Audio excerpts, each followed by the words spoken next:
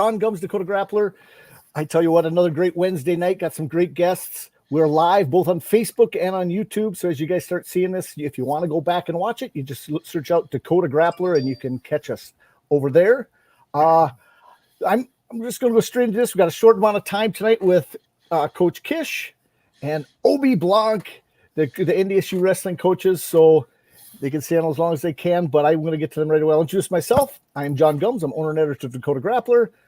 Huge fan, especially of NDSU wrestling. I got my Iowa hat because that was D1 previous. I'm an old Dan Gable guy and Terry and Troy Steiner, but just love the sport. Promoted it forever, longtime coach. And then I'll go right over to James. James, you can introduce yourself. I'm James Porter, the USA Women's Director for Wrestling, as well as I sit chair for the National Wrestling Coaches Association for North Dakota, and I am the head coach for Mandan Women's Wrestling. Okay. Then we got Bill. Yeah, Bill Holton. Just a big wrestling fan nowadays. Spent a lot of time around the sport. It was kind of funny. Went to the Bison Open this weekend, and someone asked me there. They said, "No, Billy's done wrestling. What do you do with your time, all your free time?" I said, "Well, I'm sitting in a wrestling tournament all day on a Saturday." So, just really like to follow the sport, and it's gonna be great to talk to Coach Kish and Coach Blanc tonight. Okay. Well, then I will start with your assistant coach, Mr. Blanc. Why don't you introduce yourself? Hi, everyone. I'm Blanc, associate head coach here with North Dakota State Wrestling. I'm going into my third season here with the Bison. I'm excited to be here with everyone. Hope we have some fun. Okay, well, awesome. And Mr. Kish. Yeah, no, appreciate it, John and James and Bill. Great to see you guys here. And Bill, I'm excited to hear your questions about the Bison Open. It was a sure a fun weekend. I'm excited to get into that. But yeah, I've been with North Dakota State here. I want to say I've been in Fargo here for the last 12 years and have been able to lead this program for the last 10 of those years. And so really, really happy about where we're at today and looking forward to continue building. So excited for the night, guys, and appreciate your time and excited to answer questions. Hopefully we get a lot of them. Oh, yeah, definitely. So I'm going to ask some background questions first. So Mr. Kish or Roger, I don't know the best way to call you Coach Kish. Coach is great. Coach. Okay. Then we might all answer then. We're all coaches. Coach. But Coach Kish, quick question. Tell us where you grew up, where you started out, and how old and all that stuff. Give us a little background of where you're at. And I know your college background, but you can go straight into that too a little bit. Give us about a quick, let's say 2-minute synopsis. You got it. So born and raised in a town in Michigan. Born and raised in Michigan, right outside of a place called Flint, Michigan. It seems to be a relatively popular place here over the last 5 or so years. But yeah, so born and raised right outside of Flint, Michigan, in a town called Lapeer. And this is where I essentially began my wrestling career. I was a young kid, like everybody. I started my wrestling career one day when my father come home. I have a brother who's 2 years older than I am, and he, I had a father come home and say, "Hey, do you guys want to wrestle?" And we were actually just on the outskirts of the city limit of a town called Davison. I don't know if you guys are familiar with Davison, Michigan, but it's produced many good wrestlers. And at the time, brother and I, all we knew wrestling to be was what we saw in the ring on a Friday night SmackDown, right? And so this is what wrestling was to us. So much to our surprise when we walked into a wrestling gym and we didn't see the ring and the platform and the turnbuckles, it was like, well, what's going on here? I don't know about this, right? But ever since then, I've been hooked. My brother and I, we both spent careers in wrestling, and led me to a successful high school career, followed by a nice career at the University of Minnesota, and then of course transitioning here to North Dakota State to pursue a career in coaching. So just a real brief outlook on my background and how I ended in Fargo, North Dakota. Okay, awesome. Okay, well, I'm going to call you Coach Obi. Coach Obi, give us your background. Yeah. I was born in Haiti, immigrated to U.S. mid-90s, lived in Oregon for a stint, and then really kind of grew up in Florida, Southwest Florida, Naples, Florida.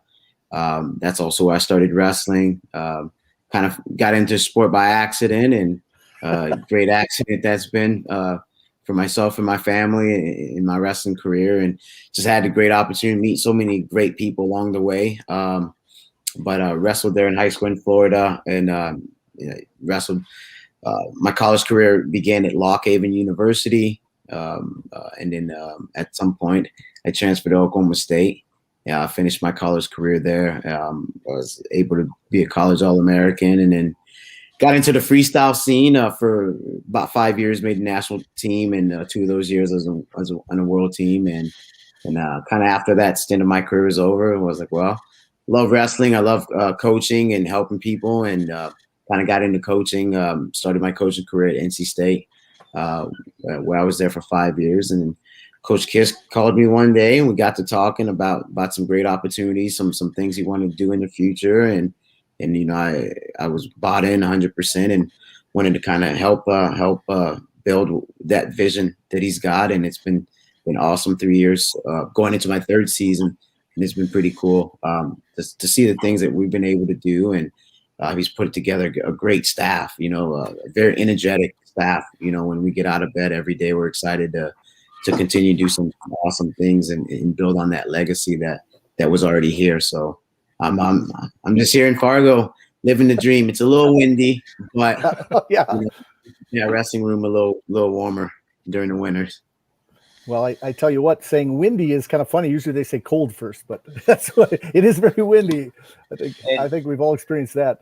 I'd like to add, Coach Blanc, he left out a very crucial piece in his career that he didn't discuss with you guys, and that's his experience being a small business owner, and something that I've learned about, and I've been educated in the world of small business, mainly in the food world, the realm of that side of it, but quite a good story. And I hope one of you guys ask about his experience as the owner and operator of a small food business.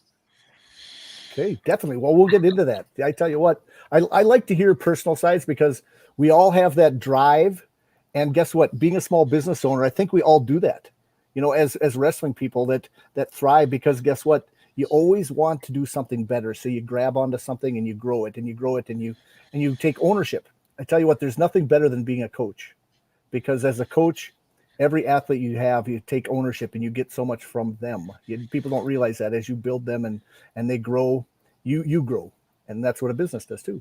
Yeah, definitely.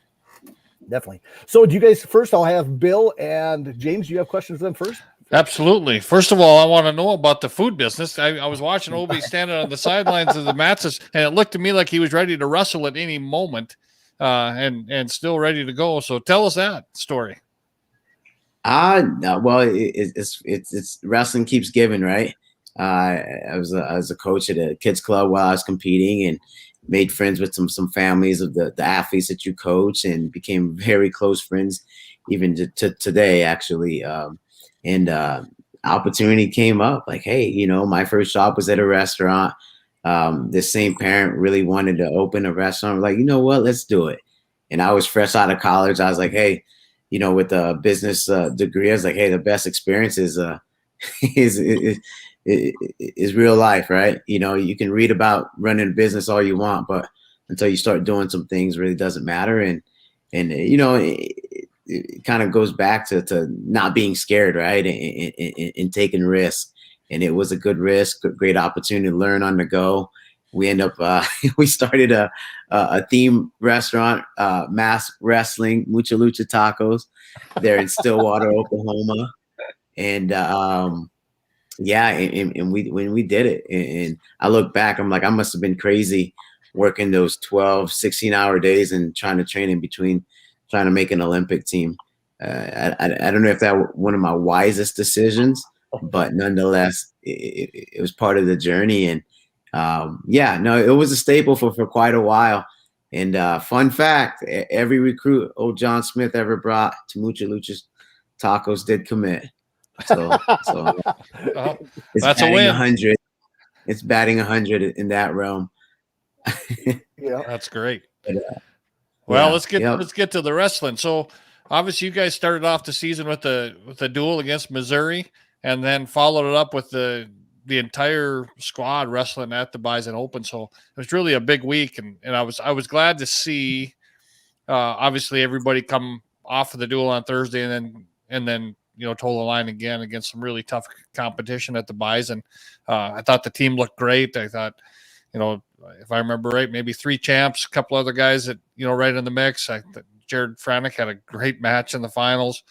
Metz looked good. But we had Jared and Metzi on the podcast last year after nationals, and give us a little rundown on maybe the Missouri duel, and then followed up with the Bison Open.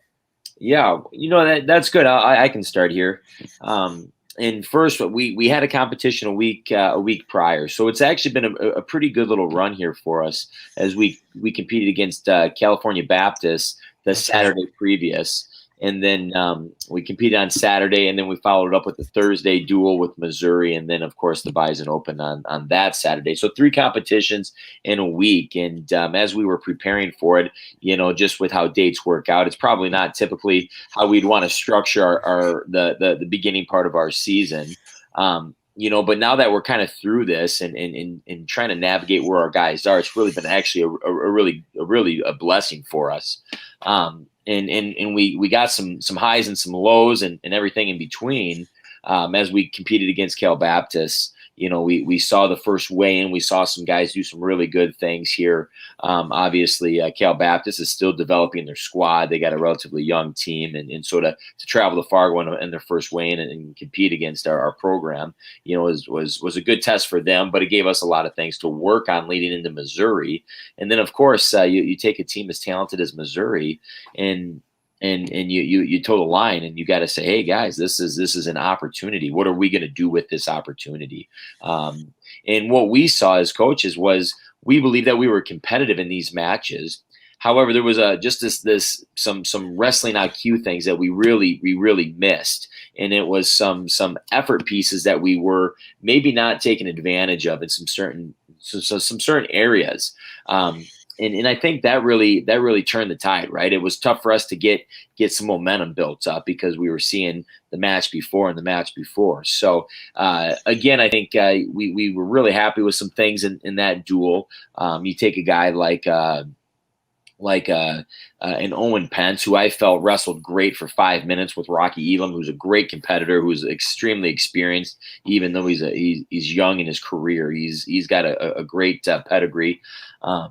And you see him going out and competing with the guy who's coming off of an All-American finish, who's coming off of a world team, who's doing a lot of great things. But for 5 minutes, I watched a guy who's been on the wrestling mat after a 2-year stint being away from the sport, go out and compete with that guy for 5 straight minutes. And then it kind of got away from him there at the end, as I'm sure they were both kind of feeling it after 5 minutes.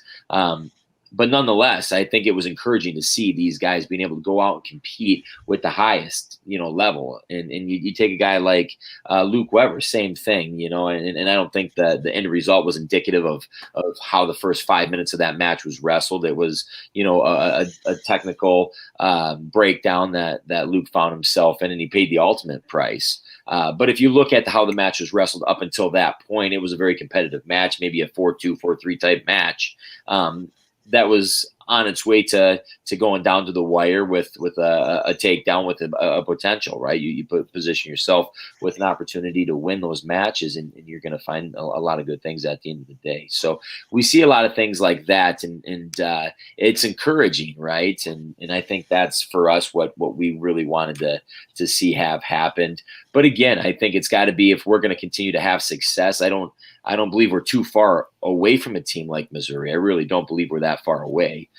However, we need to have all 10 guys step up and compete with the same level of energy, intensity, and confidence that we see from guys like a Luke Weber or a Jared Franick or Brandon Metz and Owen Pence. And I think that's something that we got to do is in our ability to coach this group is how do we wrestle with that type of intensity and confidence going forward.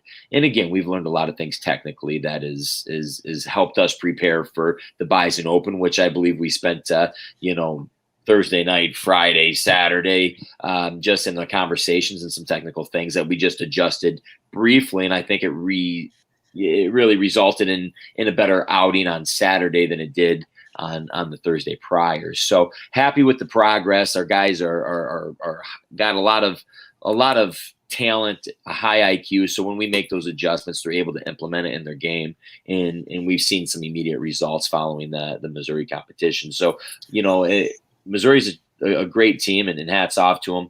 But again, I don't believe we were that far out of the actual competition match by match yet. I'm glad that it was wrestled, and we learned a whole lot in that dual meet, specifically with the individual techniques that we got to work through. And I believe it showcased on Saturday just on the small adjustments. So, no, that's good questions, Bill. No, yeah, awesome. I would say when, with Missouri, we're going to see them now that they're back in the Big 12. You're going to get to see them a few times, down the road. Obviously, ultimately at the qualifier at the Big 12 championships as well as the national tournament. So, Coach Blanc, what did you think about the Bison Open and how that all developed? I thought our guys did a great job rebounding, from that Missouri match, right? And it was kind of interesting. You go from CBU where you win 9 out of those 10 matches. And then I think it was, and then you go into Missouri. I think it was a little bit of that calibration for our guys, a little bit of trying to, recognize. I mean, last year was kind of tough where you had guys going to the NCAAs with 7-8 matches under their belt, right? And we have a lot of young men who are still in that developmental phase, and we just need to wrestle. We just need to wrestle a lot more. And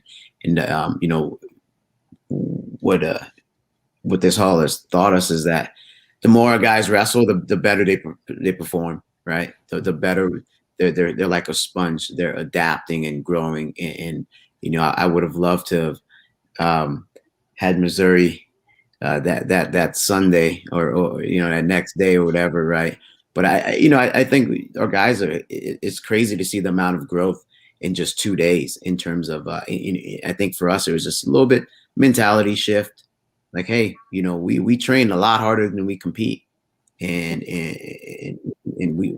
we're gonna go out there and do that. What are we doing here? And it was kind of that reality. They recognize like how hard they've trained, how much they've put into it, and we're like, guys, don't discount yourself. You do all this work, don't go out there and be half the guy. And in that message, I think they really took it to heart. Like, you know what? Yeah, we do deserve to win. We do. We've earned this. And so going into Saturday, they went in with that mentality that hey, if we're going to achieve some things, we just got to go out there, have some fun, put it on the line. And you got to see seven of our athletes made the finals there. So I think the biggest shift was that the guys were a little bit more relaxed, a little bit more confident and believing in the work that they've put in. And we've seen great results from that. And the exciting thing is we're going to see a lot more of that fun and exciting results moving forward. So we're all fired up to get out of bed every day and continue that climb and that growth. Okay. Well, I'm going to pick out a couple of wrestlers that I wouldn't mind you giving a small evaluation. And the first one I'd like is Kellen March, how he's developing as a young wrestler. Either one of you, it doesn't matter, Mr. Blanc.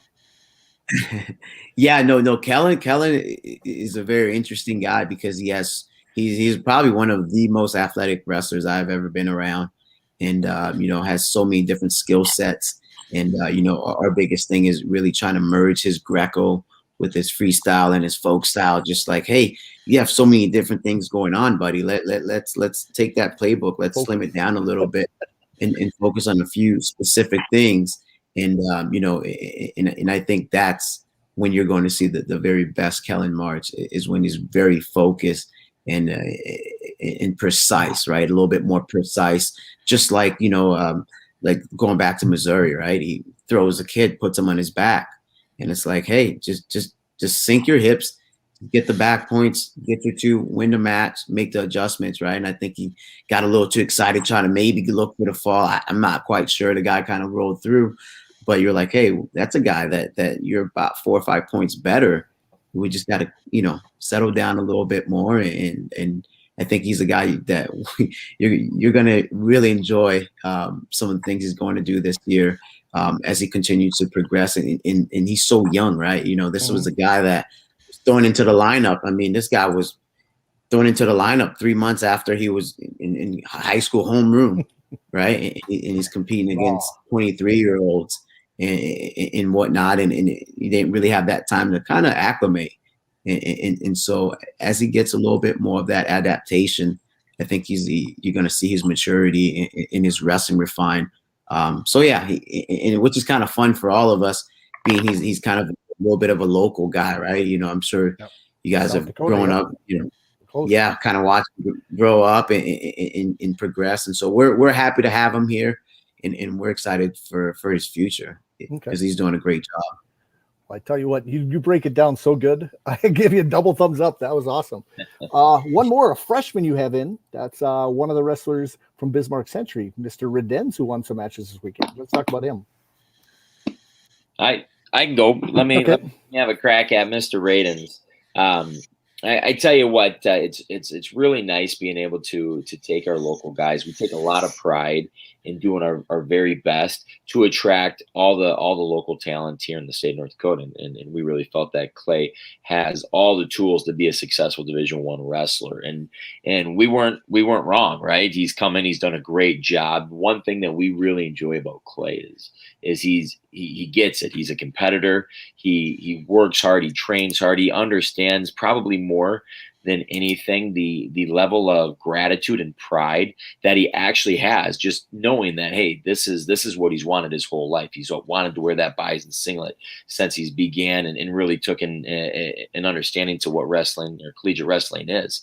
And so that when you got a kid who's that grateful for the opportunity, he comes in, he works hard, and I think that he's probably been one of those freshmen that have had or seen significant gain in his time at North Dakota State, and it's been so young. He's only been on campus here for just a couple months now. Yet his wrestling, right? You go out and you watch him. The Bison Open was a great indicator of where he is, or even the Cobber Open. He was at the Cobber Open the week prior, and he's able to compete with.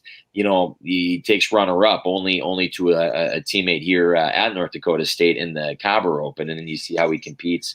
Of course, at the Bison Open, and you're seeing him going out and being very competitive with elite wrestlers from your Minnesotas and your South Dakota States, and so his trend is extremely high, and you got a guy like that. He's going to lead this team one day. We're really excited for a guy like Clay Redens. Okay, very good. Well, those are the two major ones that I wanted to. Anything from you, Bill, on that? And then I've got a couple of questions on the schedule coming up. Yeah, no, I guess, I thought it was interesting when you were talking about March, and we're big Kellen March fans here on the podcast. And I also was sitting in the stands with, I don't know, 3 or 4 other coaches from around the area, high school coaches and youth coaches. And he really impressed everybody, right? I mean, some hadn't seen him before and some had, and he looks great, and we're excited to see where he goes in the future. And one that I guess I would like to just have you touch on is Brandon Metz, right? I said Brandon had obviously a much smarter match against Missouri than trying not to do too much against an awful good competitor, but looked great on Saturday again. I think that's a guy that we should be able to see in a really tough heavyweight bracket, obviously, when we get to the D1 national tournament, but I think he's got a chance, to make it on the podium. So, give us a little insight on what it's like to spend day in and day out with Brandon Metz. Well, I'm glad you're asking about Brandon. He is truly a character. He is, you're not going to find a guy on our squad that doesn't just absolutely love the guy. But yeah, you made some great points. He's certainly made some strides here in his wrestling game, and I think a lot of people forget that prior to his competition versus Cal Baptist against a very talented Island, I believe it's Chris Island from Cal Baptist, that he was literally in the air 48 hours prior, spent something like 18 hours in travel from Serbia back to the States. He come back, took a day off, and then got right back on the mats here and started prepping for Cal Baptist competition. So I think about, Brandon and just how we've been able to help him adjust. It's, the success that he's had at the world level and making that world team is really priceless. You can't, the amount of experience that he's gained in the training camps, in the competition, how he's recognized that it's really taught him a lot of patience. And, you see a guy like Brandon Metz a year ago who would force a lot of positions and almost wear himself out going through these progressions, that now he seems a little more balanced, even keeled. He recognizes that matches don't have to be won in the first period or the first takedown, right? Where he's a little more patient in how he's going to attack. And when he does decide to attack, it's going to be with the intent to score points. And I think you've seen that. And, it's tough to take a competition. Like I said, he wrestled at the U23s, and then he come back 2 days later and competed against Cal Bap. 4 days later, he was back with Missouri, and then he stepped right out and toed the line against some of the best guys in the area here at the Bison Open. So his level of commitment and willingness to toe the line and go through this has been unbelievable. It's at a point right now where it's like, hey, we gotta hold him back a little bit so he can just naturally allow himself to rest and recover. But yeah, you made some great points. He made some adjustments. You take a guy like Zach Elam from Missouri, who he's competed with in the past, and he's made some adjustments from match 1 to match 2. Unfortunately, the outcome is not changed. However, I think that the confidence in which he's given himself, and he knows, I think he knows that he made a mental mistake out there against Elam and ended up costing the match. And I don't think he was quite aware of the, just the match situation at the time. And he paid the ultimate price. And, I think that once we went back, we watched it and he got a better understanding of the direction of the match. I think he was probably, he was frustrated with himself that he didn't understand or his level of experience, says, hey, I don't make those kind of mistakes, and he made a mistake. But again, like we said, it's great to see it now and correct it today versus January, February, March. And so now that we have a better handle on how we're approaching some of these period breaks and just the conversations that we can share, briefly in between periods or in between whistles, that is going to help him as he continues to grow and develop. And I'm with you, Bill. I think he is well on his way to positioning himself on the podium this year. He has all the tools to do so. And for the people that weren't at the tournament this weekend, we did get to see Brandon Metz on a leg attack. Yep. And Coach Kish begged for leg attacks for a while, and I was begging from the stands, and he did, and beautiful. He did. So he's got all the tools. He's athletic. He's big. He's strong. He is confident. Obviously, he's fearless. That's the way I've always kind of, sometimes to a fault, but I've always described him as fearless. My relationship with Brandon Metz started in elementary school at the elementary school Duel. So been watching him for a long time. So that's fun. Definitely. Well, if you ever have to go, Mr. Kish, feel free at any time. And I tell you what, I really want to thank you for coming on, because, you have a unique situation having to, a D1 school program, and North Dakota is very happy that you're there and doing a great job there with the wrestlers. No, I appreciate it, guys. I know Coach Blanc's able to stick on. I got to run. I got, young kids. Bedtime, right? So it's wrestling season. I only get to put them to bed a few nights a week these days. But I really appreciate it. John, James, Bill, it's great seeing you guys. Coach Blanc's going to do a great job. Don't let him beat me up too much when I depart. This is when it starts. Yeah. He's got what he doesn't know is I have a recruit. It's a very big recruiting call here. So I'm like, man, this has been fun. I definitely want to stay as long as I can, but unfortunately here, I'm a little overdue. My alarm just went off, but but yeah, I definitely stick on here for a couple minutes and get this big call going. And you know, obviously, if we don't kind of get through this whole thing then tonight, would love to get back on it. It's fun. We love trying to create more relationship with the state and letting them in our room a little bit, right? What's going on and having these discussions. I think it's kind of fun. Definitely. Absolutely. Well, thanks so much. Thanks, You Roger. bet, guys. I appreciate it. Have a good rest of the show. You We bet. will. Thank you. See you, Coach. Okay.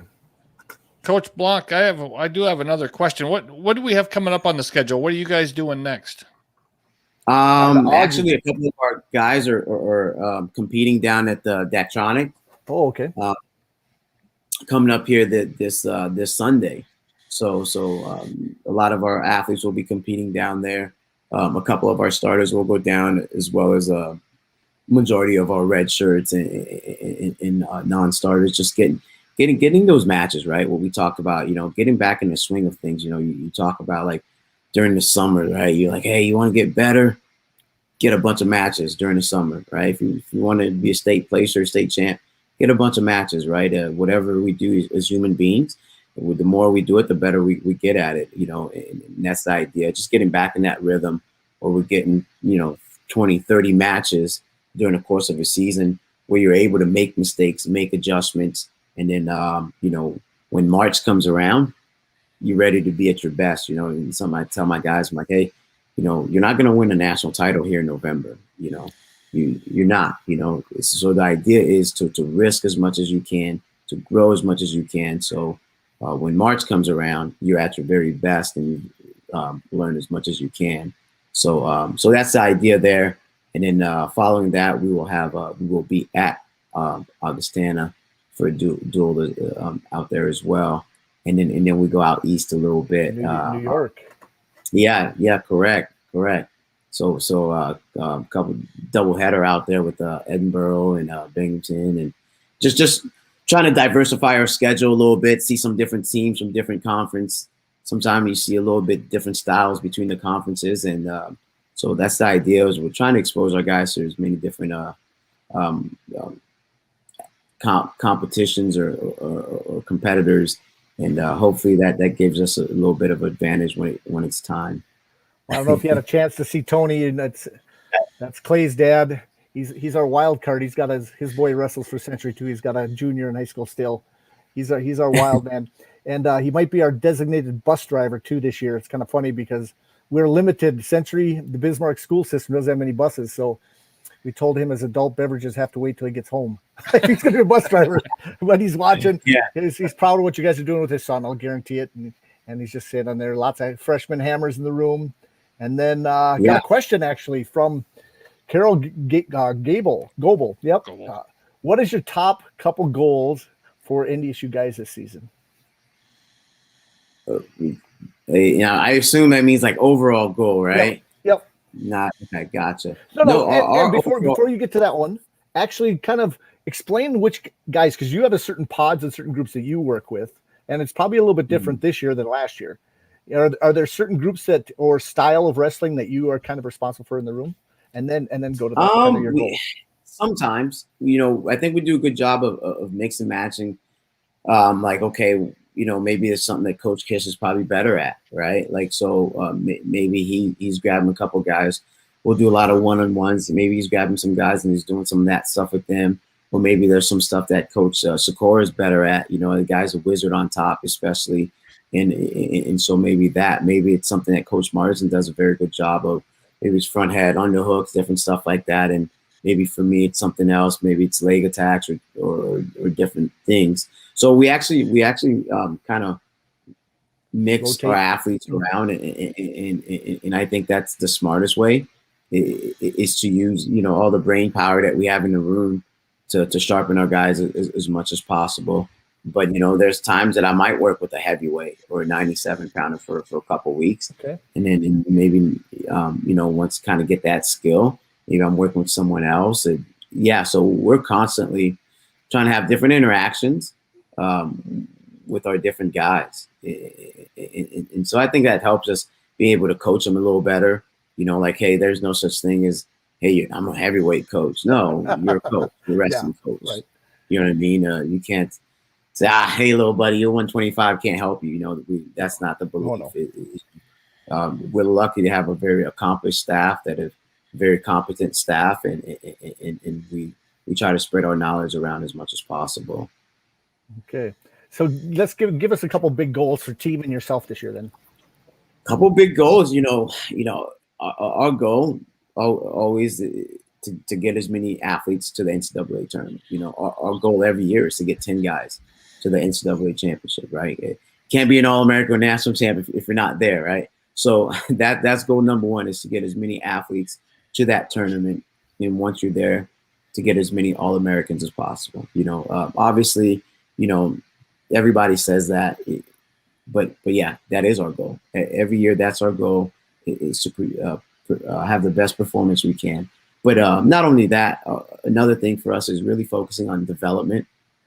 And like Tony said, we have a lot of hammers in the room, but we have to continue to develop it. So that when these guys, they come out of red shirt, they're in that lineup, they are ready to fire, right? They're ready to go.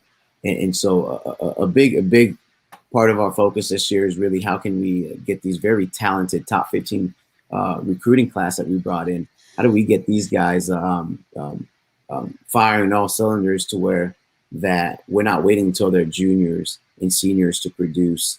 So we're trying to cut, that learning curve. That is something that we've been working very hard on working with those guys and trying to use our summers and different things like that to make sure when these guys, they're wearing that green gold singlet, that they're ready to produce.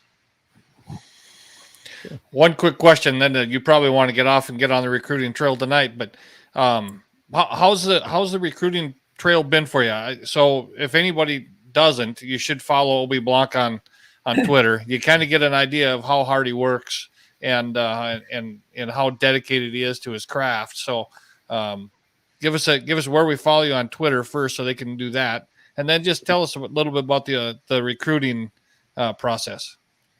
Yeah, I mean, if you follow NDSU wrestling there on Twitter, you'll end up seeing them reposting our stuff, the stuff that we're exciting, the stuff we're traveling. We have a very hard working staff. That's something for me that's very comforting as a coach, is to know that everyone around you is working just as hard. And like I said, last year we brought in the top 15 recruiting class nationally. And our goal is to do the same, right? Bring in the top 20 class, whether that's top 15, top 10, we'll see, right? But our goal is to identify the individuals that fit the mold. And for us, it's more than just wrestling, right? It's not just, all right, this guy can shoot double legs and single legs and stuff like that, right? We kind of have a 360 approach. We kind of call it a 360 approach, where we're focused on individuals that fit our culture. Right, that when our student athlete leave the practice room and they're around society, campus or whatever, that they're representing themselves, their family, our institution at the highest regards, right? So that is the most important thing.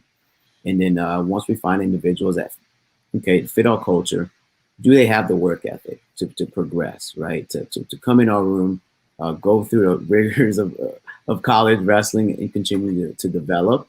Okay, great. They got the talent, they got the work ethic. Okay, that's two things. Okay, the other part, in what I say is probably the most important part, is what is their commitment to academics, right?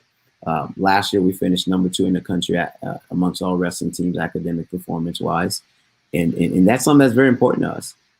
Our administration supports us very well in terms of our academic support. Our academic advisor, Sarah Parman, does an amazing job guiding our team, and there's a lot of work that goes into it.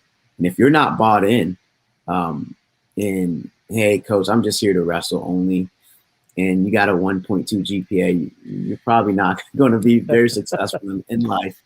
Coach Kish and the rest of our staff, we want to put out young men that are able to take care of themselves and their families for many, many years to come, right? And we don't want individuals that I was a 2-time All-American, but I can't support myself. No, we think you should be able to do everything, live a great lifestyle, academically be just a beast, right? Just the way you approach the mat, approach your grades the same way.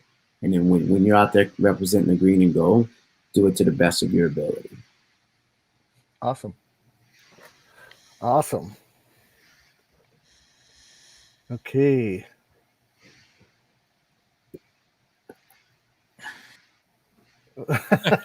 Yeah, I don't believe you. We always get some comments, but So yeah, I could spend all night long picking Coach Blanc's brain. I'd love to hear the stories from Haiti to Naples and what you learned with Coach Smith at Oklahoma State and your time with Popolizio at NC State. Yeah. Just a wealth of knowledge all the way through. So I know that when you came on as a hire at NDSU, I was excited and now everybody else knows why. I think we're really blessed to have you in the state. So thanks for joining us tonight. I'm blessed. My family's happy here. We love it here. And well, it's very similar to Naples and Haiti both, there in Fargo. Very, very similar. Very, very, very. But no, I think I've honestly, I've just been smart enough to recognize I've had good mentors and good leaders and been fortunate enough to just watch and listen and take bits and pieces from all of them, and hopefully I can pass it on, so that's the fun part about this whole venture, right? About what wrestling is about. I don't care who you are. You be the best kid in high school, but you go to the next level and all of a sudden things change. It humbles you a little bit. And, that's just how life is. You have to always grow and adapt. And so I love being a coach and love being here, helping this program continue to develop. And I'm excited about that future that we're working so hard to continue to build upon. I went back before I took the job and read on the history, Coach Bucky Mon and the whole legacy dynasty that was built here. I get excited about that and trying to continue to build on that and bring some hardware back home. So those are things that we're all excited about, and that's why, like I said, it's easy to go to work and do all the traveling and recruiting. And my babies, they hate it when I leave, but they get it. They love cheering for the Bison, so they get it. It's like, all right, Daddy's gonna go get some future Bison. So that's the fun part. Well, awesome. Well, I'm gonna have to come eat at your restaurant or whatever you have now in Fargo. Oh, that's long gone now. It's the past. Well, you probably make some good tacos though. Oh man, we'll see. Yeah. I have to dust off the old apron there. We'll see. Okay, well, good deal. Well, I appreciate you coming on. I tell you what, we'll have you on again in the near future after you guys probably have mid season or so. We'll have you on for a quick time, and we'll check in with you again.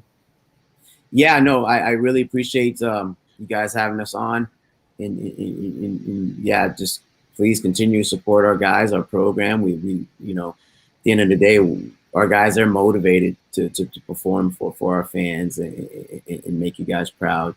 So thank you for showing the interest and the love and support. Okay, go Bison. Well, we'll make it to some home duels at the Shack, so we're excited. Awesome. You make sure you stop me and say hi now. I will. I will too. All right.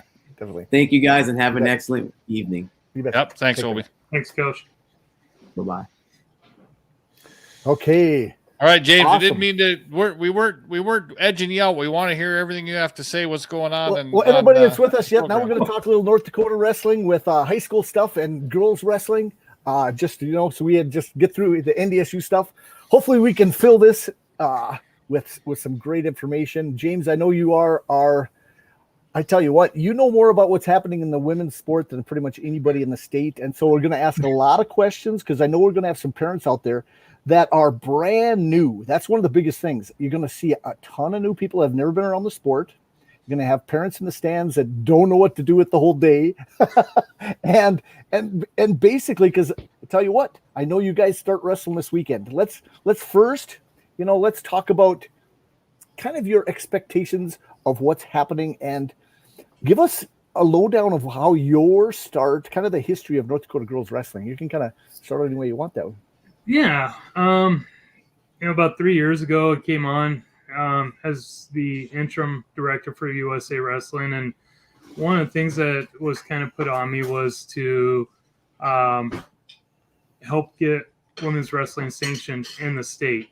And, my predecessor, Bill Smith, had laid some great foundation, and really helped out with that. And I just kind of picked up some things from what he had done, and, working with Kevin over at the Activities Association and, some other great supporters throughout the state. And we really made, that good push. And I think it kind of happened a lot faster than people were anticipating.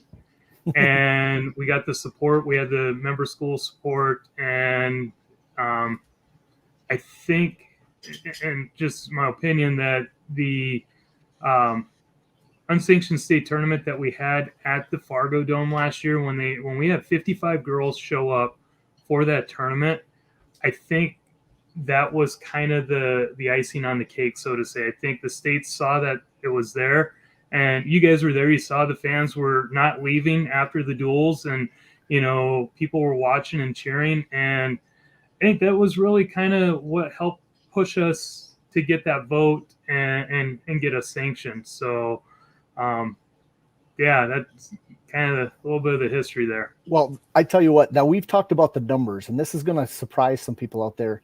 Tell us kind of what you saw with the numbers. We talked about this morning. Yeah, we did talk about this morning, and before I jumped on, I went back and I rechecked the numbers. I've been kind of following those, since we got going. And this morning we were sitting at about 155 girls in the state that were registered through track wrestling, either on the girls' side or the boys' side. And as of this evening, when I went back and I did the numbers, we were looking at about 175, 180 girls that are weight certified in the state. So we've almost quadrupled our numbers. And I know there's still a lot of girls that, or programs that haven't gotten their girls into track wrestling yet. And, there's a couple that are on the boys' side that haven't transferred over to the girls. So, when I'm tracking those numbers and I'm looking at the growth, I mean, to see that is huge. I mean, you're looking at 200 girls almost in the state. And when you look at track on the boys' side, and that's including the girls that are in there, they only have 250 boys registered this morning. Yep. track wrestling this morning. There's several teams that haven't got in, but I tell you what, that's great. I get goosebumps, honestly, because it's one of those things that when you see such great progress in a short amount of time, that is crazy. And one of the other helpers this last summer, he says, I'm guessing mine aren't registered yet. Tony's, yes. And he was on with us last summer. Few from Davies that were registered in there on the girls' side, and I think that's one of the big things that coaches aren't fully understanding. One of the things that kind of came out is that the girls this year can wrestle in girls' tournaments and compete against only girls, but there are some in the state that we know that can run with the boys, and they're gonna, they have to be in the boys division for track as well. And so it's going to be unique this year when we start to pull for criteria and seeding for the state tournament and things like that, because we're going to have to pull from both sides. So if you have a girl that's wrestling, say like a Jenna Gerhardt out of Devil's Lake, who might be their 106 pounder on the boys division, if she goes to a tournament where she's going to be wrestling against girls, then she has to be in both, and it has to be reported in both track wrestling formats. Yep, that's one thing to get down to the coaches, that they do that. Yep, definitely. Because I can see it that coaches are busy the way they are. I tell you what, if you're in a small town, you got a girl, you might miss that. Just make sure he gets it out there, and so you don't mess up your girls. If they want to wrestle both, they can. Yeah, give that opportunity to them. Right. You look at it like a Beulah Hazen. I know Beulah Hazen's got 3 girls that are on their squad this year. They got 2 coaches. They're both registered in the boys track wrestling, but they haven't transferred them over to the girls. So, they would need to make sure that they were reminded to do it. because there's a whole different section. Now, those that haven't been over to track, you can actually go in there and catch the tournaments, get the results, a lot of different things. And there is a North Dakota boys and there's a North Dakota girls area, and they're separate. When I start looking up things, I actually started to look, and when I was doing my final rankings this morning, there are a lot of boys teams that haven't have their certification weights in there yet either. And so this first rankings, I know I'm going to miss somebody or have them in the wrong weight at a few places, because it also has their weight for now. It doesn't have their descent weight, at least for me. I can't see that, but it might say they're a 145 pounder and there actually could be a 38 pounder later in the season. But I pretty much ranked everybody what I saw on track at their weight right now, unless the coach told me that they were going to go at a lighter weight.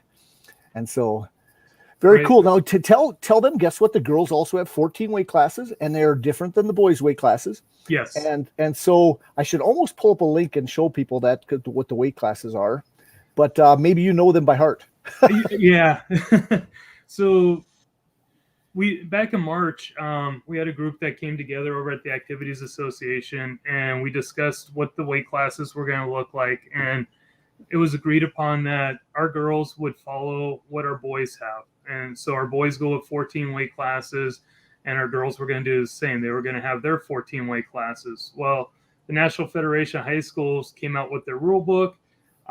They gave some classifications of what the weights were going to be projected for 23-24. And in our discussion, we said, you know what, let's just go ahead and implement those weight classes now, with the exception of our 250 class. That's the only one that's a little bit different than the... Did you go higher than that? We did. The initial weight suggested was 235, and we decided to go 250 because we knew there was a few girls in the state that were close, and we wanted to try to include everyone without having to really worry about weight cutting and things like that. So it was more to look at how do we get more girls involved in the state and feel comfortable with wrestling. Okay. Well, I'm going to share a screen here for a second so people can look at those weight classes in just a second. It only takes me a second to do that. Share screen. And then you can kind of look, because the lowest weight class is 100. Yep. And then we're going to look at the progression on the way up. Yeah, it's 100, and we go 5-pound increments up to 145, and then at 145 we jump, and that's where you see your first big jump. You go from 145 to 155, and then you go to 170, 190, and then 250 is that final weight class. Okay. And I blocked myself from being able to share anything. I don't know how that happened. But okay, there we go. Oh, it says, okay, now what screen do I want? Okay. What's interesting is it's if you guys see something odd or something like that, I got to find the right screen to go to. Entire screen. I don't want I can go my entire screen for a second. So if you guys see something odd, do you see it now? To pop on the screen? No. For your side? No. Okay, well, it says, okay, allow. Always allow. Okay, for some reason, well, maybe I can't. Bill, you might be able to do it on your side because you have abilities too. What's interesting is when I was trying different things, we were trying to get Coach Kish on. My email was blocked from him too, so I had some weird things. So I changed browsers. Tonight I'm using Firefox instead of Chrome, so that might be my whole issues with stuff. And I usually use Chrome for everything when I do this. And so, if I can't share the screen, maybe Bill, can you find the weight classes and share it? I can find them here real quick, I bet. And they are listed on the North Dakota High School Activities website. If you go to girls wrestling and then under the regulations and you scroll through there, you'll see all the weights that they have in there. It talks about, weight certification, calibration, all that stuff as well. Mm-hmm. Yeah. Okay. Well, I do have a question. Somebody asked a question here earlier for you. Okay. And here's a good question. And I kind of know the idea of this, but it says, why are North Dakota girls doing folk style and not freestyle as all girls college wrestling? So I'm sure, John, you and I probably have the same answer. There's, between folk style and freestyle, the scoring is about probably the biggest difference that you see between the two styles. Plus, you can lock up, with your leg laces, got wrenches, and those things. But really, the foundation of wrestling, and I've talked with Shauna and I've talked with Brittany up at Minot State, and the foundation of wrestling, I mean, if you go with folk style, it's an easy transition into the freestyle system. The other thing is, I think, I don't know that we have the officials that would be able to come in to officiate freestyle at the high school level. And, you look at maybe some of the smaller schools may not have a coach that is as familiar with freestyle wrestling. And so, are you giving those girls an unfair disadvantage because they maybe don't have that background? And some of these schools are going to be using both boy coaches and, to coach both the boys and the girls. So, I think, folk style, and I agree, it's nice to have that freestyle background, especially at, if they're going to be wrestling at college, but that's what summer wrestling does too. Ah, yes. I like that answer. Well, I tell you what, it's the same thing. Is the biggest issue is, guess what? We want everybody to participate in this, and folk style is everywhere. Freestyle is not everywhere. There's a lot of these smaller schools that do not have that freestyle background. And you're so right that, you don't want to get those girls to not wrestle because really they don't have the coach that can really don't teach them the skills they need. And the transition, I think all the women's coaches at the college level, if they're going there, are really good at taking the girls to the next level. If they have those basic skills of folk style, you can transition over. And all that extra wrestling you do in the spring and summer is just a great bonus mat time.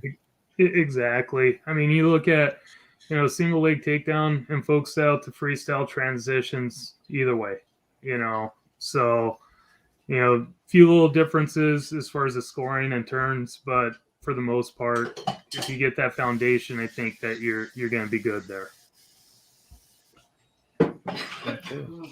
Well, Bill, I tell you what, I was jealous that you were in Fargo. I should have asked you for more updates, but I was paying attention. I was on track wrestling, following that stuff all the time. And when it updates as it goes, but I was seeing the progress and the success of NDSU wrestlers, and you must have been very happy seeing what they did there. Yeah, I was pretty excited for. Yeah, I was pretty excited for some of our other guys from inside the state. Right, Mary had a full squad there. Braden Huber looked really good. I think he's ranked in the top 10 in Division II rankings. Minot had the full squad there. They battled really hard. And the other one I should mention, Matt Kaler looked great. I think he's one that's not in the rankings at the D2 level, but he just doesn't have enough matches against other D2 guys. I think as that kind of comes, from what I saw, I would expect that he's gonna, climb up into the rankings in the top 12. So I thought those guys looked good. I thought the Gophers looked really good. That's a pretty solid squad. Really good tournament. It's been a while since I've been able to get to the Bison Open, so that was fun, and it's the first time I've been at it since they moved it.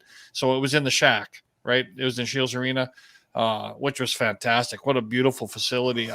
They've really, for someone that kind of grew up in that building, not that building, obviously it was the old Bison Sports Arena, and it's a really high, top-notch class facility. I did have something happen that I've never seen happen at a wrestling tournament. Halfway through, I don't know, the tournament, the entire power went off in the entire building. It was completely black.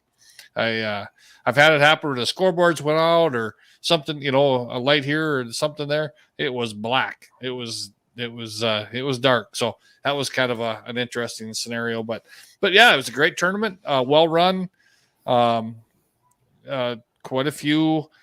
How were the number of fans there?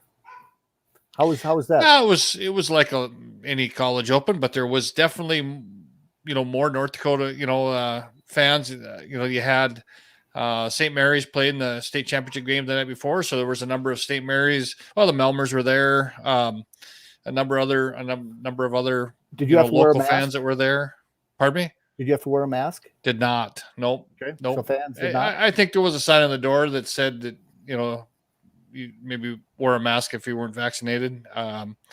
But there was, I did not, I did see some masks. Don't get me wrong, but it was not a requirement on my side, I guess. But good tournament. Fargo's rules were, because Fargo's a little bit different than a lot of parts of the state. Yeah. Yep. Yeah. Everybody kind of looked ready to go. I mean, conditioning looked good. One thing we didn't really talk about with the coaches, but one thing, what I'd like to see out of those NDSU wrestlers is they really mixed it up. There wasn't a lot of this, pushing around hand fight 2-to-1 type matches. Not that they weren't in some of those, but I'm always a fan of, if you're a good wrestler, you should wrestle more, right? You should get into more exchanges. I mean, the guy that's the best guy is going to come out on top more times than not, the more exchanges you have. And guys like Luke and Weber and Michael Weber, his younger brother, who lost a real heartbreaker in overtime and maybe the quarterfinals or semifinals. I don't remember which. Oh, quarters for sure. But he's fun to watch. He flies around out there, and Luke Weber flies around all the time too. And he pinned a really tough Andrew Sparks from Minnesota in the finals, and I really like that Sparks kid. He was a true freshman last year, so obviously he's still a freshman. Right. The way the rules worked, Owen Pence pinned his way through the tournament. So that was exciting. So it was fun. It was a good tournament. It was exciting. I did. I guess I'm just going to touch on one thing, and then we'll get to Joel's question. Sure. I did go down to Northern State for their duel against Concordia on Thursday night. Northern overall looked pretty good. I mean, they won 8 of the 10 matches. They lost 1 in overtime. Got pinned in overtime, and that was one of those. The Northern kid scored 13 points. Right, not too many times you lose when you score 13 points, but he got caught in overtime. The kid that he wrestled actually looked pretty good. I mean, it was maybe it looked like it was going to be a blowout on the Northern kid that was at 133 pounds and Northern kind of got way ahead, and Ty Altoff, a Watertown, South Dakota kid, got kind of way ahead, and then the other kid was pretty tough. Came back, and actually, I just watched. Altoff's a fireball. I tell you what, he goes. He is, and the other kid came back, got pretty tough on top, tied it up 13-13, win it overtime, got a takedown to his back and pinned him. But that Concordia kid is I want to say he's from New London Spicer, Minnesota, but he just tonight before we came online, he beat Cole Jones. Wow. Yeah, Minnesota State Moorhead's All-American. Yeah. Now, that was at 133 pounds. I don't know if Cole's going to wrestle 33 or if he's going to go back down to 25, but it was a little bit of an eye-opener. So Northern, did you get to talk to Rocky at all? I did. I talked to Rocky. Actually, I talked to Rocky on Saturday at the Bison more than I did on. Well, I didn't talk. I guess we talked a little bit after the thing via phone, but it's kind of secondhand. But what did he think? He thought that they looked pretty good. They needed a little bit of work from the bottom position, which I didn't disagree with them. But overall, I thought they looked pretty good. It's not that the lineup that's in there today, I don't believe will be the final lineup, right? I mean, Saul Frank wrestled at 25, looked very, very good. Looks great on his feet. Looks great. Looks good on top. He did not. I don't think he got any turns. Maybe he did. Maybe I'm not remembering one, but he rode tough. So that's obviously an Aberdeen Central kid. Then we said Watertown kid at 33, 41.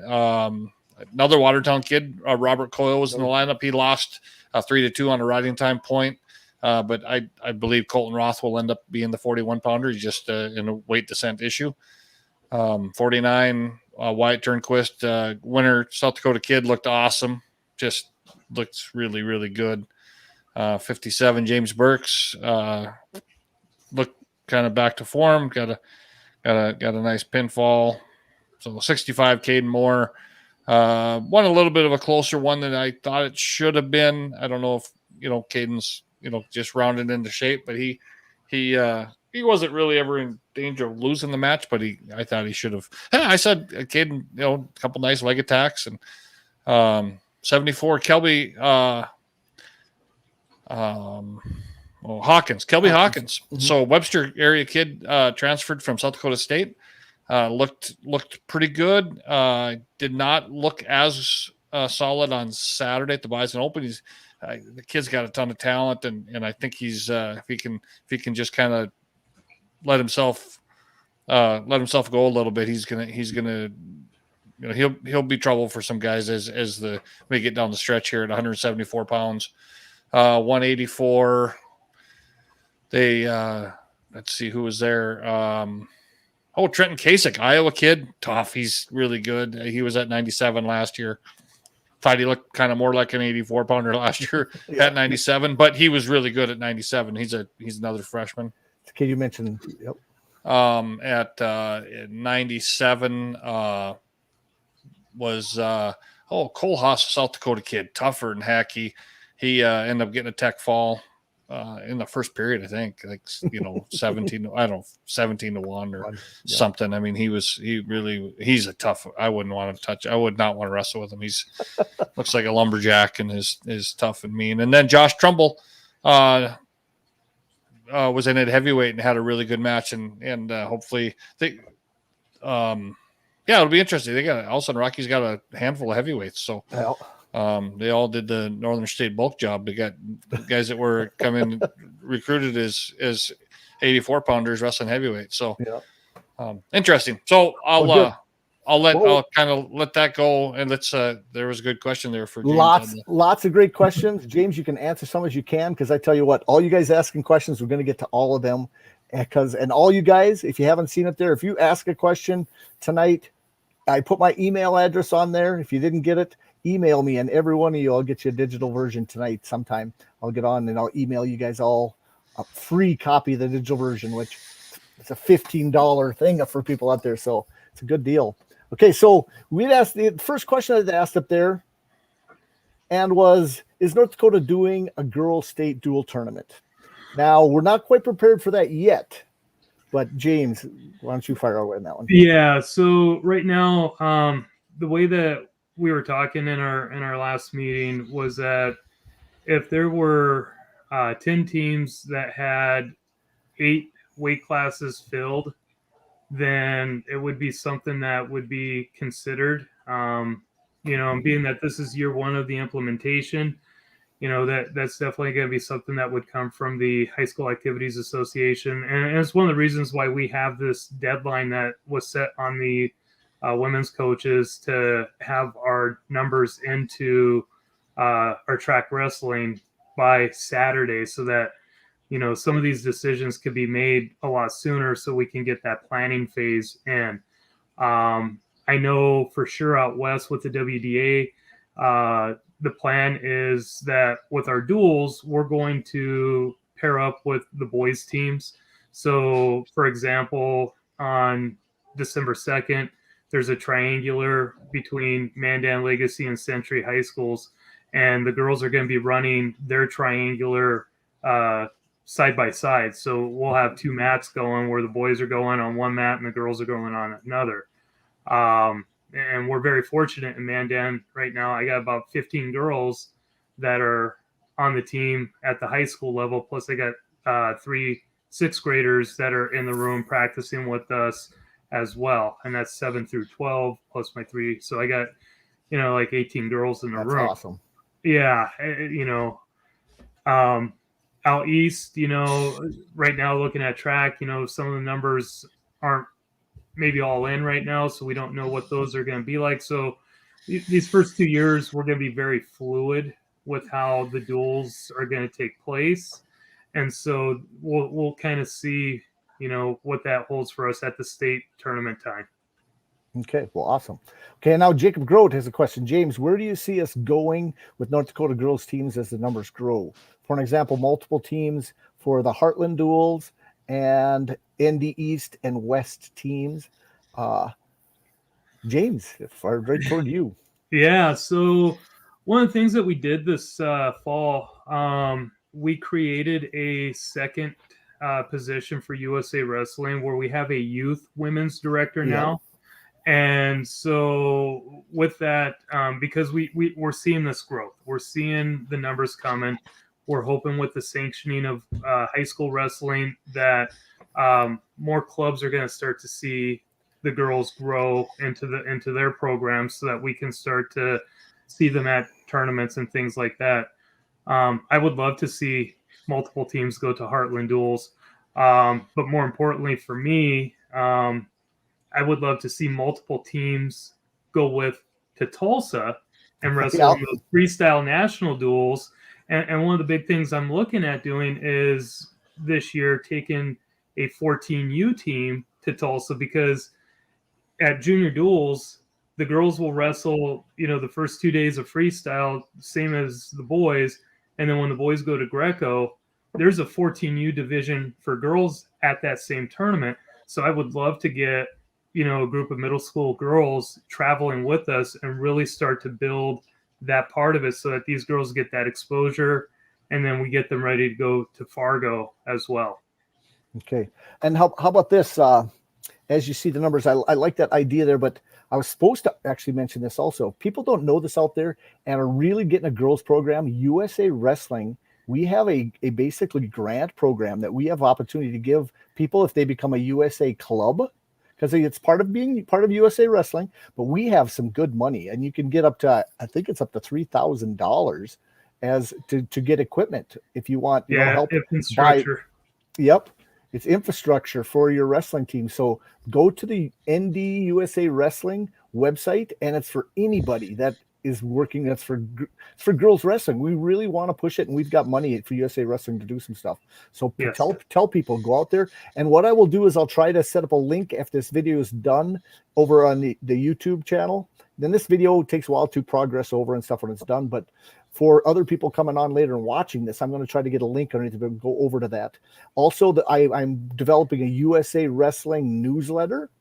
And with that USA newsletter, I plan on having a girls section and stuff that's happening in the state. And that's the first issue of that probably is going to come out here in December, because we have tournaments. People are going to start doing youth tournaments as we go here over Thanksgiving. Mandan's, in fact, doing one. There's several. So the youth wrestling, we promote everything here. So we do a lot of focus on high school and college right now. But honestly, there's everything. So I'll try to get more stuff out there. Okay, another question here.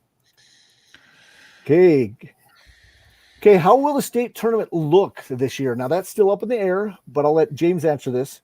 Will it be split Class A, Class B, and girls like last year? The plan is not to split it like last year. It's not the same COVID unless something majorly changes. Okay, right. They plan on wrestling simultaneously. Yep, they plan on running it simultaneously. And so you have the Class A on half the mats and Class B on half the mats, kind of like the old style, and also add a few mats. Is actually what they're thinking of, adding another, I think it's 4 mats. And it's the way it sounded, and have the girls so they can go and maybe extend each one, like as you get done with heavyweights. And then they also, will there be more? Previous last year, 1 ticket buys a whole tournament. I don't know that yet. High School Activities Association will control that, and I'll do some research. Last year, tickets, everything was weird. I just want to punt last year. I was completely wore out because it was like doing 3 state wrestling tournaments over a weekend because we were so separated. And so they're really long days. I forgot what happened. I don't even remember the whole schedule the way it went. I'm getting old, I thought, because I really had to think back on how they ran it last year, because we'd watch the A's and we watched the B, and then we do it again and again. And it's, I got to see more matches, but it's all a blur. But someone asked another question here that goes right along with that, and that's right here. And that is also, is North Dakota girls all 1 class or 2? So we're going to do all 1 class. I know South Dakota did 2 classes last year. I think Montana followed that same suit, but we decided that we were going to do all class. So it'll be A and B girls competing. Again, depending on the numbers, is gonna determine how we do the qualifier. So, what would probably look like is ideally we want to get the 16 top girls in each weight class to the state tournament. Now, if our numbers had been equal to what we had saw last year, it was going to be more of an open invite and just have all the girls kind of like they did for state for the boys last year. Mm-hmm. But looking at our numbers, we're almost at 200 girls. Numbers will dictate what happens in the future. As the numbers go up and we can separate, Class A and Class B used to be together with wrestling too. We would go back and tell Class B basically supported Class A for many years, actually, the numbers-wise with attendance, but Class B wanted their own tournament for the boys, but they had to be able to sustain it. And until those numbers are there, we'll see as that goes, definitely. Right. And this right here, as we know right now, John, is that both tournaments you run together at the state tournament. That's and I know no different at that point. And then I think the only thing that was different was they were still talking about maybe doing the duels on Saturday. But other than that, the individual tournament would run the course of the week, and then Saturday would be the duels. Oh, I hadn't heard duels, not for the boys, did they? They would have changed it. That was my understanding. But I don't know. That was in the talk of a possible scenario that they were looking at trying to keep that same format that way. I don't know if they were looking at better numbers or. And there's a great thing. South Dakota is going back to one class this year. They wanted to separate to start, but their numbers also are dictating this a little bit. But Joel, maybe you can answer this too. How are they dividing their regions and qualifying in South Dakota this year? Maybe you can help us answer that too, Joel, along the way. I will just add that on the high school activities site, it does show the dual tournament on Saturday. Oh, I did not see that. Man, how did I miss that? Okay, well, that's interesting because we've always had that Friday night, drama of having the duels and having the semifinals, which if people know me, know that I enjoy the semifinals as much as any round of the tournament. It's because it is like, guess what? It's blood, it's blood. It's like the blood round in the D1s because it's such a big round. And so I don't know that dual thing going back. Okay. One more question, James. Are you and Bismarck bringing girls down to Rapid City Invite?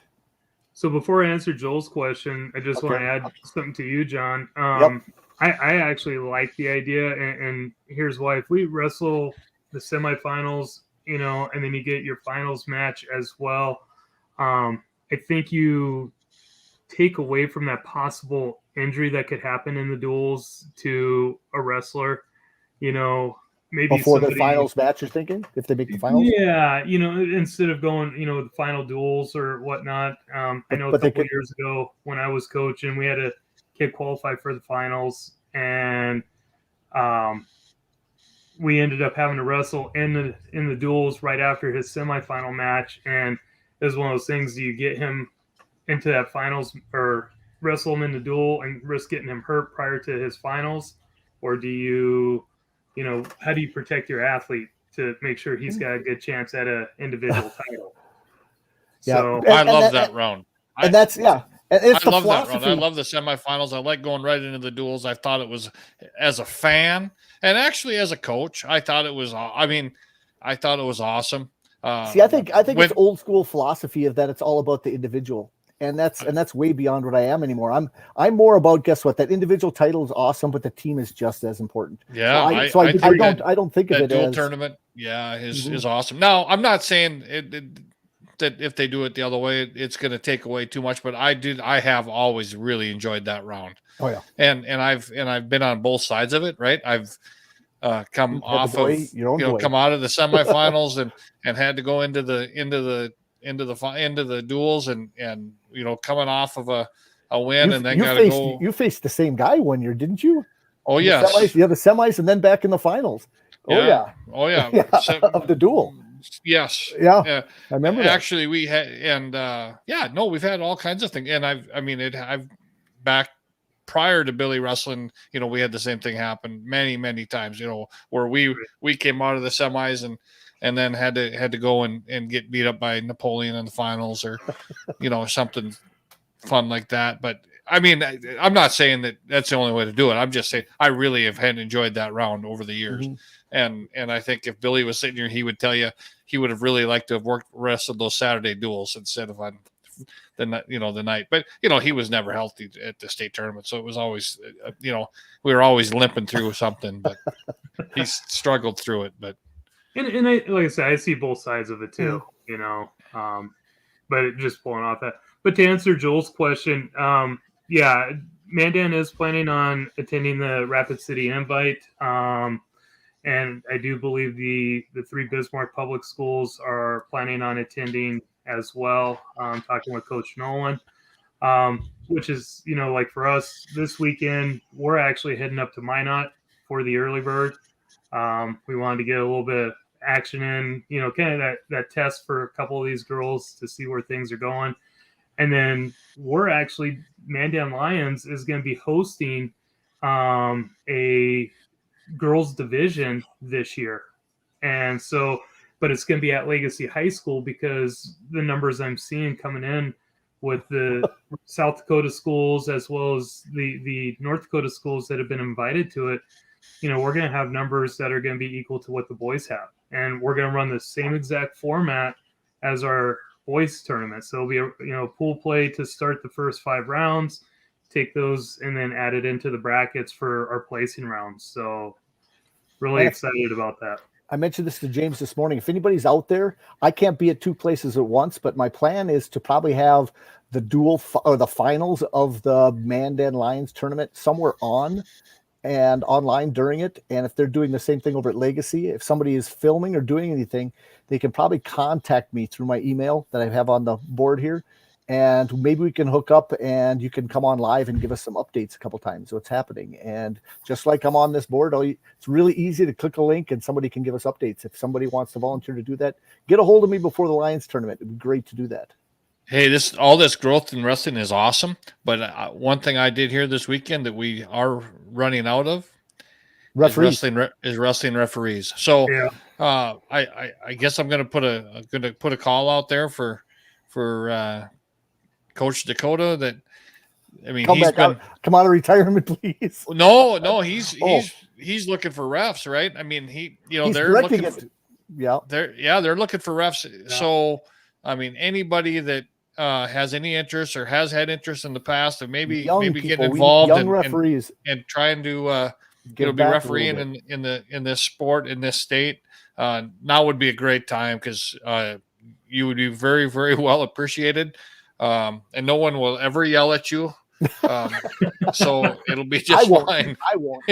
It'll be just fine. But no, that's something when you think about. You got Mandan Lions has, I mean, tournaments like the Lions, tournaments like the Rotary. You're going to have all of these. That's awesome. Great to hear that. Tate Leducer is going to be reffing this year. Yeah, I mean that it's really important. I mean, if we're going to be able to keep tournaments rolling for all of the boys and girls that are wrestling, we're gonna need referees. And if you look at this year, a lot of our tournaments are going to kind of piggyback. You look at Minot boys, the early bird for Minot, they're adding a girls division. We don't know what those numbers are going to be. When you look at the Mandan Lions tournament, we had to go to Legacy High School just to compensate for the numbers of both the boys and the girls. Valley City's going to be running their holiday tournament and they'll have a girls division. Napoleon's got their tournament. They're going to have a girls division. And for like us, we're looking at having 4 mats rolling at both tournaments.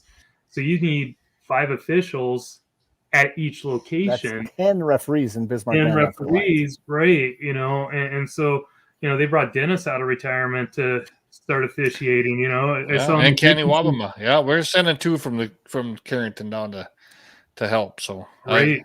So there's got to be some more. The numbers definitely need to grow as far as and this first 2 years with the girls divisions.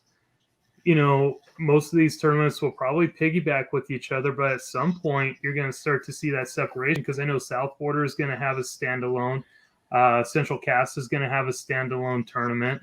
At some point, you'll start to see standalone tournaments for these girls' tournaments throughout the state, and you're going to need officials. Yeah. Hey, Jacob says one of the biggest challenges we have had so far is wrestling room space. Well, we've never been prepared. It's kind of like, guess what? Every school is always built now in Bismarck with extra gyms for basketball. And they have to realize that, guess what? You need almost double the space. Some wrestling rooms, Century said the same wrestling room forever, but now if you add that many more, you need more space. Or you got to figure out practice schedules. I know that. Rotating schools each week for practices, it's not great. The girls, kind of get the raw deal to start because they are moving a lot. It's really challenging. I could see that, and maybe we can remedy that in the future. I definitely, Mandan's building a brand new school, but I don't know what they'd do if they could find a way to do this. We have to propose it. We have to get it out there, people. And I know I talked with Coach Weiss and Coach Steinwan and how they're going to develop the Mandan room for the new high school. It will be big enough where we can have both teams practicing at the same time, but right now for us, my girls, we're coming in at 6:30 in the morning. We're going till 7:45 in the morning. We're doing a kind of a reverse red flag practice with weights and conditioning Monday and Wednesday afternoons. And so, the ones that want to do it right now, we're going to find a way. I talked with, Travis, out in Central Cass, and that's what he did with his girls last year. Now he's made some adjustments for this year, to try to better accommodate. And like I said, I think not everybody was fully prepared when March came and association said, hey, green light, let's go. And now everybody was kind of in that scramble mode. And I mean, up until even a couple of weeks prior to the season starting, some of the schools were still hiring women's coaches. Jamestown just hired a new women's coach. And we're going to need more. Right, exactly. Minot, hired Mitch Myers, and brought him on as the women's coach. And, so you're starting to see, more of these are coming on, and unfortunately, like in, Dickinson, I think they had some interest, but they just didn't quite have the numbers to justify. So they're not going to have a women's program this year. Oh boy. At the high school level. Wofford City, same thing. They just didn't have the numbers yet, and so I think as we start seeing more and more of these schools with the numbers, then so they can participate with the boys, though. Is that what they're doing? They could, yeah, they could, but I think their numbers were at where they had a couple sixth graders and a seventh grader, and the ones that were interested in the high school wrestling, they just didn't have enough to justify starting. And yet those girls aren't wrestling because they don't want to be in the room with the boys. They don't want to compete with the boys. They want to go and compete with other like athletes. Right. I could see that, but you have to have some good friends. I tell all the time, guess what? If you're going to have young girls, have them get a friend, because guess what? If you want to wrestle just girls, you have to have a partner. And so you make good friends that way. And you can separate yourself out in a practice room as the two girls and still do the stuff the boys are doing as practice-wise, because moves don't change. No, it's just a partner. All the other stuff pretty much is the same. So. Right. That's something that Terry, had taught me when I went to the Olympic Training Center. Doesn't matter. You're teaching wrestling. Mm-hmm. Yep, true. Very true. And like we said before, since we lost our cheerleaders, we have to have a lot more wrestling moms in the future. And this will happen. It's the growth of the sport. It's awesome. No. So now future for you and stuff for the Mandan program itself. Let's talk a little bit about that. As you're growing now, you have daughters, and who are the people helping you out right now with your program? So, I got my daughters. I'm relying on my parents. I'll wake my son up in the morning and bring him into the room to throw around and demonstrate on. Yeah. So he's been helping out. So it becomes kind of a family event. As we continue to grow, I'm sure, next year, if I have the same numbers, I'll easily be able to justify bringing in an assistant coach. And I've been very fortunate. Coach Steinwan, has a couple of his volunteer coaches come over and help me out from time to time as well. So that's been a benefit as well. But we're growing, and that's the great thing. And I got a young lady that I got 4 returners from Mandan. In my group of 18. Non-sanctioned state champ too. I got one unsanctioned state champ, a state runner-up, one that took 4th place, and one that took 5th place. I have 2 seniors in the room. One's a returning senior, and in fact, that senior is getting some looks at the next level. So they're actually going to be heading over to one of the colleges in North Dakota to do their official visit. So really excited for her. In fact, she was the only girl from Mandan that wrestled at Fargo this year. Actually, the only wrestler from Mandan to wrestle at Fargo this year. And so, again, that summer wrestling is going to pay off for her with a potential scholarship. Oh, that is awesome. Definitely. Well, I tell you what, we ran to an hour and a half, people, and stuff, and we can go on forever. But Bill, I tell you what, we have some duels coming up this Friday. We got several things happen across the state. Now, I know that Turtle Mountain Williston go on Friday. We have a huge tournament in Minot. I'll call it a huge tournament for an opening. For an early bird tournament, Minot hosts a pretty good tournament. Carrington goes there. Velva is there. You have Minot. You have usually Delax Burlington. You have some Mandan girls going there, not the Mandan boys. So you're going to have girls wrestling to watch. They do have a junior high tournament there that Friday night. So they kind of get everybody prepared. So it's going to be going in Minot. And get there early parking wise. There's actually a swimming meet also in Minot that day. So in that same gym, they'll be going just a turn around the corner and you can get to that small pool. And so they'll be busy in Minot there. Who are some of the other teams Bill? I'm not 100% sure who, there's a lot of them that are on the list, but don't always end up showing up, but sometimes Turtle Mountain has shown up. Yeah. Let me think of Turtle Mountain's got a lot of girls too. They got about 20 girls. Oh, really? Yeah. Okay.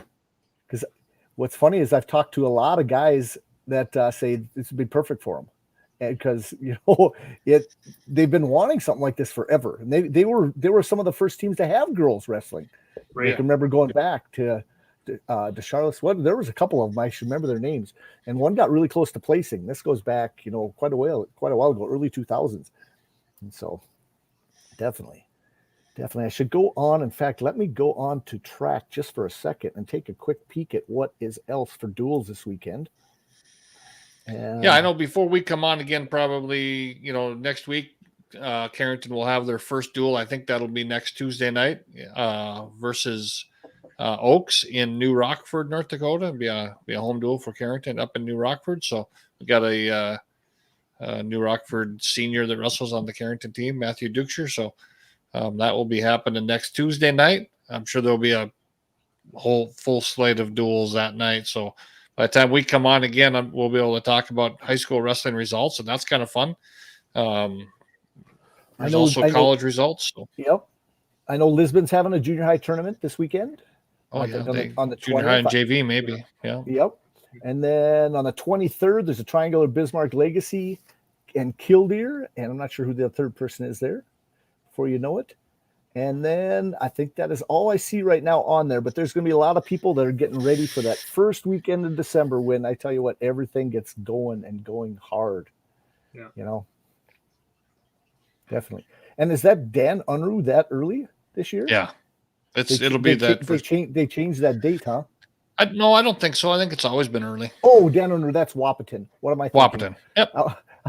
I was thinking the Store Hog. Store Hog. Nope, Unruh. It's in Wapaton. Yep. I know. All of a sudden, I don't know why in my head I thought Store Hog, and I knew the Unruh. I knew that. Nope.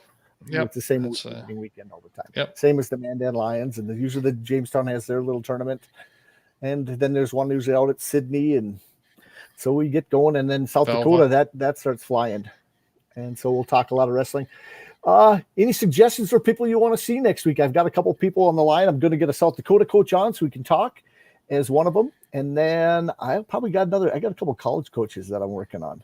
I've got a couple D1 I've been visiting with, and it might be a surprise for Bill. I don't want to give it up too early. That I'm still trying to get some more connections.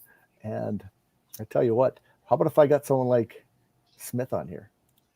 Well, that'd be fun. Smith. That would be a good one. And so I've been working on that one a little bit. And I've been talking to a few people. You never know what I can get there. And then we have some other big ones. But always fun. Always fun. And if you have suggestions for some female coaches along the way, Jamestown, girl coach. Shauna Kemp's always a good one. We've had Shauna on. But I tell you what, you just got me a list of all those girls coaches in the state, and I took a quick peek. There are some of those guys on there that are coaches that I'd like to get on. I haven't seen them for a long time, some of these guys.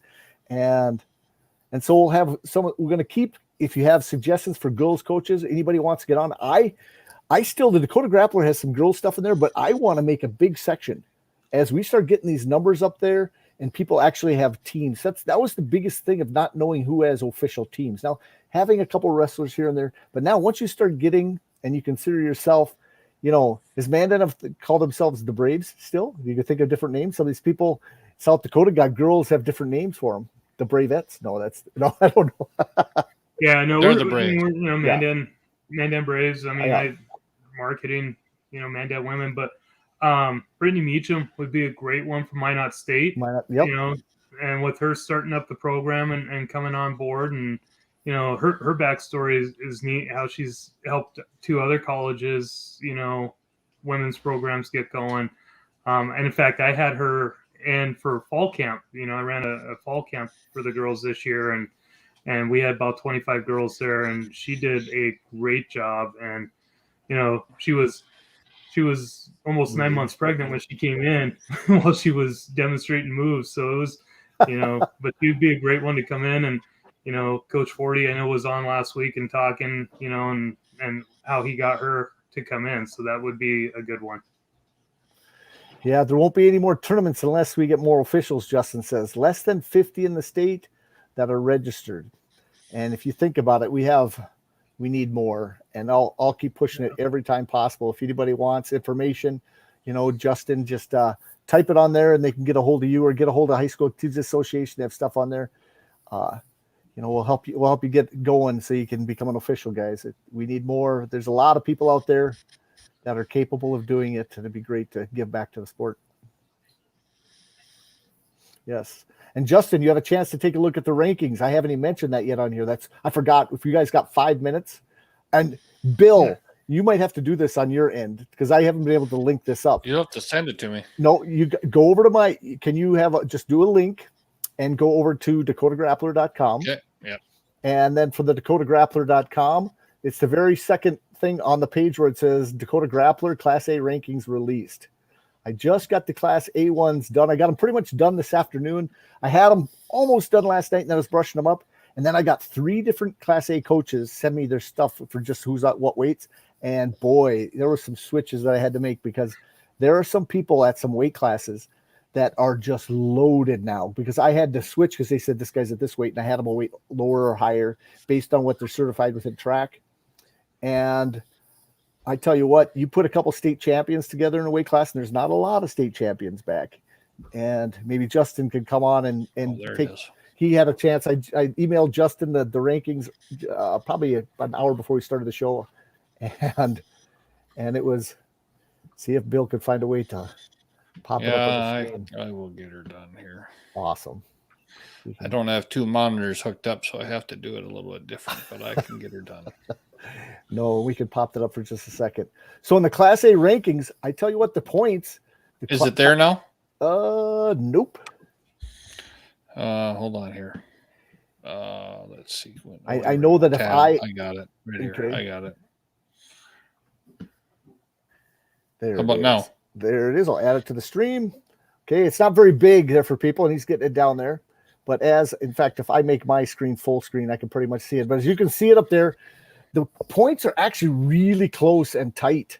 And I was kind of surprised even at the rankings of the top 6. And I do my points a little bit different on the first one versus others. But it has Bismarck High at 161. And the second-rated team, based on these people returning, is actually St. Mary's. When has St. Mary's been number 2? I tell you what, they've got a great shot. They've got a great team. But I was actually in my head thinking that Jamestown had the returning. But then they lost a wrestler that moved out of state, and that was about going to be a 20-pointer for him or so, which would have put him right there in that second place. 20, he'd have been probably a 2-seed Bowman when he'd left. But there's things that'll switch. And now people have to remember, anytime you do rankings, they got to take them as fun. But these are based on returning wrestlers. And I know there were some injuries last year in some places. So as this first week starts going, people will adjust some weights and things will change. But let's take a quick peek at a couple of these weight classes. Now, if you look at 106, that's one that changes the most as the season goes. As it starts, we only have a couple wrestlers that actually participated in that weight last year. Some of these guys got a little bit of experience, but you got to think of last year, people got very few matches the way it was. So it's still, if you had, some people had 7, 5, some had, I remember a couple of matches, people having 4 matches going into state and less. And now this year, people are going to have 40 matches again. This is going to change a lot. So Nicholas Ensminger is one that is returning at that weight. And so is Griebel. He's returning at that weight. And then the rest, Gizelback got some time last year in there. Carson Mossett got some time. And so all these guys are experienced wrestlers that are on this list. But guess again, those will switch as it goes. And I've watched a lot of tournaments over the years in freestyle and watched Mr. Ensminger. He's tough. And if he's going to stay at 6, he's going to be a handful for a lot of wrestlers out there. And at 13, we got a returning state champion who's wrestled a lot in the off season. In fact, I think a lot of his life is based on wrestling. You got Springer, who looked good last year, Ben DeForest, who those 3, and Marker, all these guys returning state placers. Aaron Morris is a state placer, and Gavin Morrell, and the surprising one down there when you see the BW. A lot of people don't know that. That's the new one out there. That's Breckenridge Wahpeton.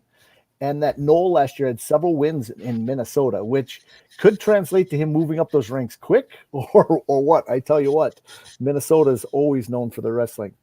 And then you see Jamestown having several number 1 ranks just based on where they placed last year and being close to the same weight class. Go through that. Noah Savageau actually went into the state tournament last year, did not place, got upset kind of the state tournament, but was the 1 seed last year going at the state wrestling tournament. So he's up there in those rankings at 20. Some of those guys might be up a weight to start. I know Braden Morris will probably be down to 20 later in the year for Century, but he might start at 26. Tyler Nelson wrestled in off-season. He was down in that at 126. They went down to the monster match and stuff down in Denver and participated and got a lot of good matches in there. Wyatt Hansen is a senior. You start looking at some of these older kids. They also, it's something about maturity sometimes in some of those weight classes. You see Jamestown having more wrestlers. You have a number 1 that Grady Anderson was in the finals last year. Caden Dakota, he makes it down to 32 again. He'll be a big 32-pounder and be tough in that weight class. If you look back at it, you actually have 2 Century wrestlers who could be basically fighting each other a little bit, but Brody Furter could probably, he's one of those tall wrestlers. He could probably be a 38-pounder. But then we have a little crossover. It always happens on some teams where they'll probably, Ursuline might be in there later. He's a returning state placer at 38.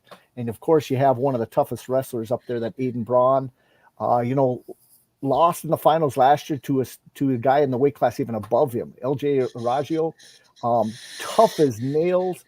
And really, you see how much he's moving up. He's gotten really big. Felkley, he'd be one of those people. He's placed in Class B and in Class A, one of those rare breeds like myself, Class B and Class A. And then you see, and you can go right down this list. St. Mary's. Now, 152 opened up a little bit with some of these guys getting bigger, with Troy Berg, 2-time state champion, moving up to 160. And that weight class, that opens it up for Langenfelder, who was a finalist last year, to be actually the top seed at 152 to start. And that weight class, I tell you what, I could have probably seeded 10 guys at 152.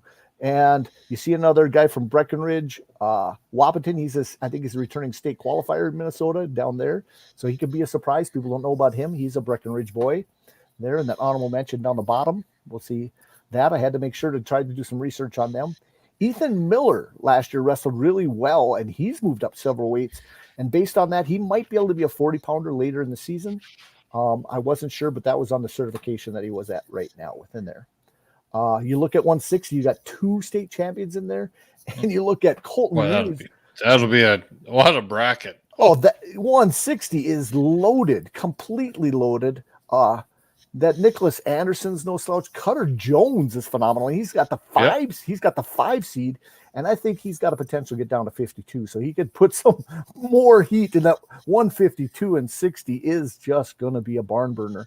And you'd think that they'd want to separate. Caden Renner is just signed to wrestle at the University of Mary, and that bracket, every time I salivate to wanting to watch what's happening in that bracket.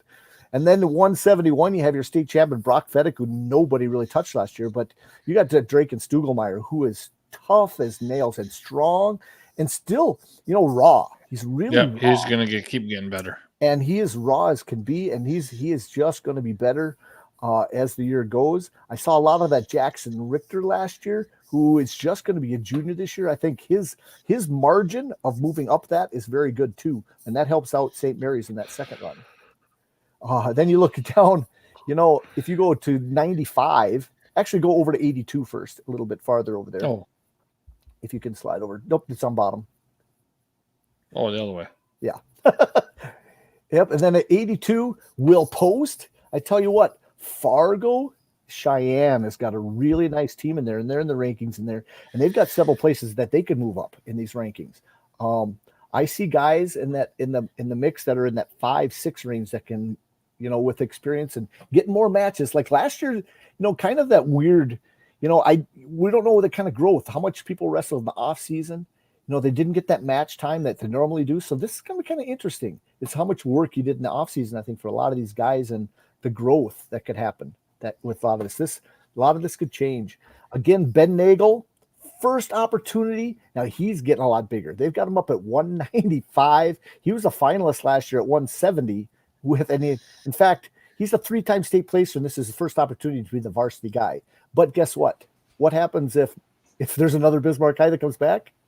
He's probably a 95-pounder who is, coming back from his injury from his calf, returning state champion from Bismarck High, which actually hurts their point total a little bit. Imagine taking a 3-time state champion, and he gets injured, for a lifetime situation with his calf, and see if he can come back. He'd glad to be anywhere put on this team. And then, of course, you see St. Mary's. This Nick Windsor only placed 4th last year, but man, this is an open area to score a lot of points at the state wrestling tournament in this bottom area here, where it's usually a graduation thing. It's how can you say attrition by graduation.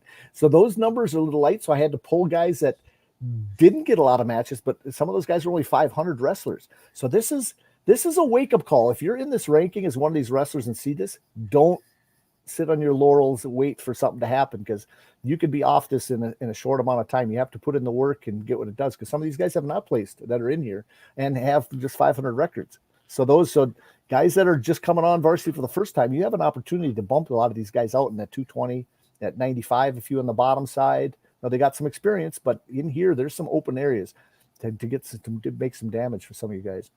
Honorable mention, some of these are a little bit blank because I want to see some more matches happening out there. And then this will change. I only kept it to 6. We place 8 at state. So this will probably expand to 8 and then 2 honorable mentions as the year goes on. And then at heavyweight, Jacob Burkhart, this is another place where you have 2 returning state placers, and all of these guys still are on the edge of that. But I saw these guys that are down here have some great matches as the year went, and gave both Seth Gerhardt and Burkhart matches. I know Suda did. I know that Jacobson did, and Wycombe, they have potential. They're big and fast and good kids. So we'll see what happens. And if you notice, I did not change the difference between the rankings in the dual and the individual. Now up in the upper right-hand corner, I did one more thing, and this is also to highlight. I call it my Super 7. These are the top 7 wrestlers right now in the state of North Dakota, which this can also change based on number of state championships, and probably doing some nationals. Maybe I'm going to get some more criteria. And if anybody wants to help me set up some criteria on how I can rank some of this is pretty cool to make that Super 7. And I plan on probably having a t-shirt for all those guys that make the Super 7 this year. Come the state wrestling tournament. If you make this list somewhere on there, I'll get you a Dakota Grappler t-shirt. Okay. So these guys are guaranteed a t-shirt at the end of the year already. Okay. So something to shoot for. Maybe if you have a big accomplishment, I might have something other little category here where, most improved, or I'll do something with these rankings as the year goes. I don't know, plan wise, I'm thinking I'm going to try to get these out 2 times a month. So this is before the end of the, probably going to do it right after that first tournament and have one right after that. So that first opening weekend, if I can get a rankings out by Wednesday of that week after the Mandan Lions tournament, that's my plan to have the next rankings out. So guess what, guys? Enjoy, And if you have any questions or anything, suggestions, I'm wide open. I won't take it personal, and I hope you don't take it personal if your kid's not on there yet or is in the wrong place. We can fix it as it goes, and wrestling will prove it. Thank you. I went kind of long there. But I tell you what, I just love this time of year. I'm excited for the wrestling season to get going and see these guys, really, really, really, work hard to be the best they can be on the mat. Yep. And John, I can send you some stuff that I put together from the girls' side. Okay. And part of it too is waiting on some of the more of the numbers to come in and whatnot. But I do have from last year's placing, maybe you and I could work together on maybe do a girls rankings. Oh, yeah. Okay. Awesome. Yes, we can work on that. Yep. And I'm right over in Mandan. I can stop over if you guys are having practices over there or in the morning or in the afternoon. We can definitely put something together. Yeah. Nope. Sounds good. Okay. And if anybody wants to volunteer and doesn't want to be known doing it or does want to be known, get a hold of me. I'll help you. I'll help you get on right with us. I'll take as many volunteers as possible and go from there. Again, wide open for any questions. Are any questions over there, Bill, on the far side? I didn't check that yet.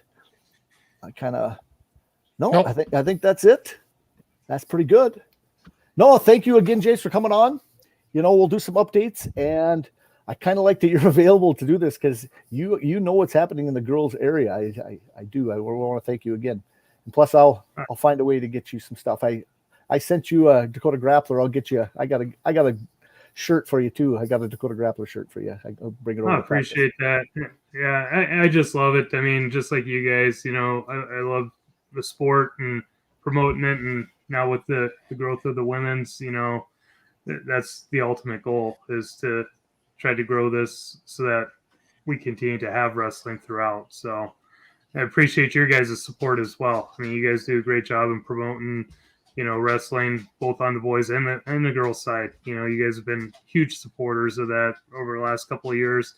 And so thank you. Appreciate that. You're very welcome. So, Bill, any last moment stuff?